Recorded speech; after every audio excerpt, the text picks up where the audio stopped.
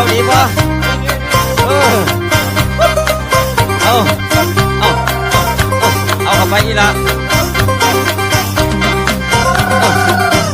เอาฮานี่พกผ้าขาวเงาอาดลาดมักขนาดผู้เฒ่าผู้เบาติดดาวพากันคิดถึงพากันเสริมอยู่หน้าเวทีสาวผู้ดีผู้สาวลำซิงเบิกซิงทั้งกบทั้งอันใส่กะโปงบานเต้นดีลำบวนขอเชิญชวนหากว่าไปน้อแม่นมักย้อนมักก่อนใส่ซอยเอาฮานี่ขอแค้นเจ้าเสียงกินห่าวหน้าโตตรง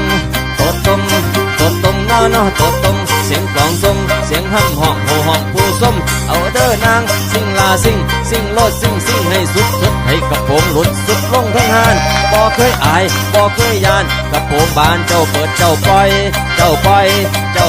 เด้อนางเด้อนางเด้อนางเด้ตุ้งศิลปินหัวใจเกินลอยสาวน้อยอีสานความบันเทิงมอบให้สู่ท่านขอเชิญชวนคิดถึงรางวัลละยกย้ายสายแอล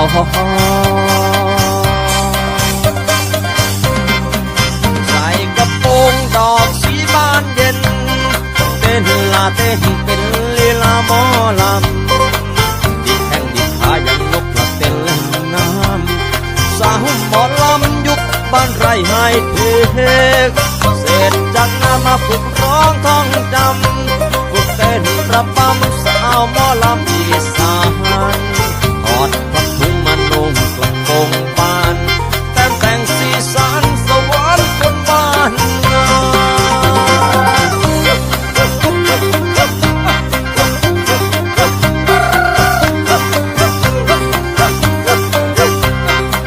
ย้อนดีแอวดี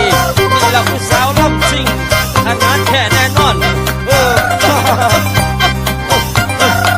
เอาเด้อ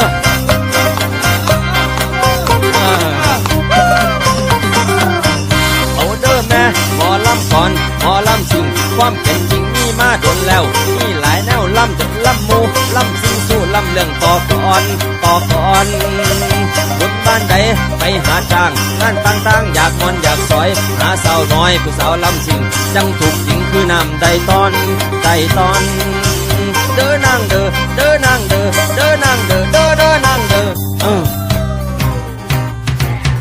ขั้นถูกใจอย่าเอาแต่คอนน้ำแต่ตอนติดเพิ่งรางวัลจังสีมันแม่นบ่แม่ใหญ่นั่งอยู่ไกลอย่าหนีมานอนดึกผ่อนแห้งเด้งแห้งซอย